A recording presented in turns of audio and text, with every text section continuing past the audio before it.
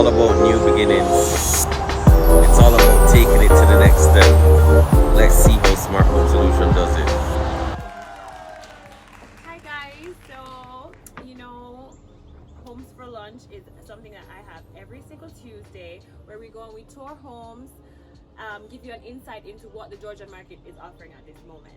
Today our theme was kitchen craze, and you guys voted and you voted on a home that we were in. Some of you guys were there for the live. Thank you for tuning in. Unfortunately, we're not able to salvage that video for Instagram TV series.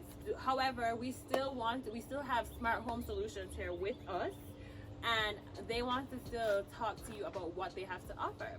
So I'm here with 𝗵𝗲. He is the Managing Director of Smart Home Solutions, 𝗵𝗲, and I would like him to go forward and tell us about everything they do over at Smart Home Solutions. Yes. Sorry. Smart Home Solutions. Yes. Yeah. So everyone, just think about a smart home like your smartphone. Once upon a time, there was a dumb phone, a phone that you could only press to make a phone call. Now you're sending emails and you're doing Instagram and a bunch of other stuff. That's the same thing that a smart home is. It's something that you can do more things with. It's more convenient, it's more energy efficient, and it's definitely something that you can look for in a home when you're going to buy your home. Okay, yeah, so that's what I would like to rein it into why we're incorporating it with the Homes for Lunch, is because as adults, or young adults especially, this is one of the biggest investments we're going to make in our life. Definitely. Buying or purchasing a home.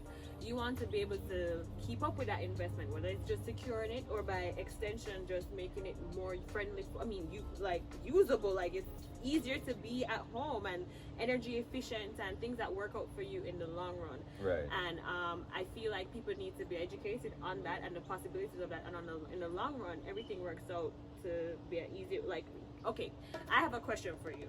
Say I want to add a thermostat into my home, or smart lights, and say I'm going overseas on a trip and I forget to turn my lights off in my home.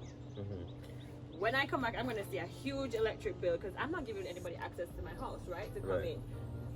What you installing one of some of your equipment would allow me to turn off your lights. It would allow you to. That's the thing. That's the thing, Candice. It would allow you to control everything, right? Every aspect of your home. So whether you're there or you're not there. Mm-hmm. Right? So with the switches that were in the home today, you definitely would have to be at home to turn off those switches. Yeah, because I was going around, because after we go through the rooms in the house, it's still someone's home and they're still paying an electric bill even though they haven't sold their house yet, right? Because these are houses on the market. So I tried to efficiently turn off every single light one by one and just double check, and I'm like, that was time consuming, one, and two, I could have missed a light, and then that's gonna just be electricity. If these people had their smart homes installed, or had a smart home in quotation, they could have just turned it on and off even without being there with us there. They could have turned the lights off on us. Definitely, they could turn the lights off on us. So a big thing is saving, as well as security is one of those points, because you might go out of state, I don't know, probably it's getting cold, you want to go down to Florida because you need some heat and you want lights to be on at certain times of the night. Right. You don't want necessarily to leave the house in darkness. In so darkness. It looks like people are in it's vacant, or you invite robbers in because there's no movement, nothing is happening. We can let those things happen. The water can flow when it's supposed to. If you have like a fountain, you understand, it's just different things that can happen. We can have different lighting coming on and off. And not only that, Candice, the thing is, if it is that someone wants to go to the house and you're not there, they can also do that. Right. Because you would have access to the garage door or the lock, the smart lock, which is on the front door, from the phone. So once there's an internet connection, then you have connectivity to your house. Right. That's one thing we always It's the 21st century. Right. So that's one of those things. All right. So we both saw the house today. Right.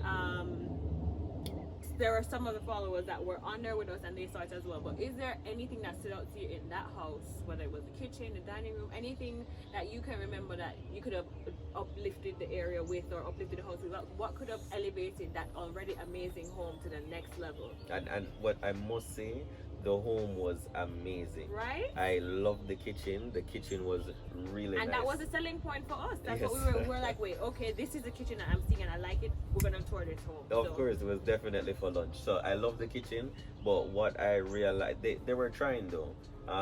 There was some ambient lighting around the kitchen counter, but it wasn't how I would have done it. Okay. Also, I would have had it with motion. So when someone steps into the kitchen in the night between the hours of 6 when it's dusk and then 6 in the morning, then those lights would come on depending. Okay, so it can be automatic, so it won't be a situation where in the daytime, because that's not, for me, that's energy, like you're wasting energy, because if you have something automatic and it just picks up movement in the middle of the day, that makes no sense. So Definitely. You can manipulate it to be between the hours of 6 p.m. to 6 a.m. like at nighttime. Yes, that's what we do. So that is a smart home. That's what we do. So that is a smart home. People with Airbnb actually love that. So what we do is we automate the bathroom for them, so that the bathroom light comes on only at nighttime and not throughout the day. So once you go in the bathroom at night, it will come on, because you're not used to the place. You're only renting. It's a short-term rental for Airbnb guests. So if they go into the bathroom, it comes on. They don't have to be worrying, hey, where's the light switch, whatever. So most of our clients right now, they don't even know where the switches are. Right. They don't know where the living room switch is different from the kitchen switch. And even my house, for example, I don't know who set up the wiring. Like, there's some lights that turn, you have to put it up for it to go off, and so the light switching, I think it's because I have double lights in the home, so the 2 lights affect one staircase, you know what I mean? So I can turn off the lights from upstairs, I can turn off the light from downstairs, so it will reflect, like if I'm downstairs and it's on, it's off because it was turned off from upstairs. So is there any way that you can help with that? Because that throws me off a lot. And that's the next thing. So because it's smart, what happens is, even though you have switches at 2 different points, so you have the switch at the top of the stairs, at the bottom of the stairs, just in case you go up and you need to turn it off or you're down. We don't need that anymore with smart home, right? Because what's going to happen is we're going to have a voice automated help, whether it be Google Mini, Alexa, or whatever else it is that they have out there, right? We can integrate it in the home. So all you then have to say is whoever, Alexa, Google, turn off stairs lights, and that's it. Can I be honest? I'm kind of reluctant about having so much technology. I feel like somebody's always watching, or is there any way that you can secure your clients in letting them know that there's not going to be a breach of, because okay, let me say that everything becomes automated at one point. Suppose something happens where there's no electricity, there's no internet, can I still control my house? Yes, definitely. So it just depends on the system that we use in your home. You have the mesh system, which is like a 900 megahertz frequency system, which is a network within a network. Once we use that system, then we can manage the home in the home, because it's going to be on the same network. The thing is, you wouldn't need to have internet, but you would have to have power. If there's no power, then you have nothing. But let's say internet goes for some weird, strange reason, then yes, once you're on the same network as the home itself, because the home has to be on a network, then you'll be able to still control everything from your fingertips. So turn on the light, turn on the TV, turn up the air conditioning or the heat, whatever it is. Okay, so obviously I'm sure people are very interested. They want to know exactly what, they're interested to have this installed, or to even just think about how it could benefit them. But we have to, there's the driving cost of, the driving point of everything is cost. How much do we need to budget to have a smart home? Do you do it based on size? Do you do it based on how much equipment you use? Like, what is it? How do you even begin to quote people? So a lot of people would love to get quoted based on square footage, which is usually how contractors try to quote, but it is hard because it depends on what the customer wants. Because a customer may want smart lighting. A customer may not want smart lighting, but they may want to see. They may only want cameras. So it's all dependent on that. Now, if it's a full smart home, then we can definitely tell you the amount of points that you have. So if you have 10 switches, then we're going to have to change out all of those switches to give you one of those 900 megahertz radius switches, right? And as such, that's the cost per switch, which is about $50 for a switch. So you can multiply that cost, and then there's the installation fee of those same switches, and an access point is going to be needed. And that's where the security comes in, because you had that was a good point actually. You asked what about the security aspect of it, to people hacking the home and things like that. Well, the thing is, the 900 megahertz frequency is a Z-wave network.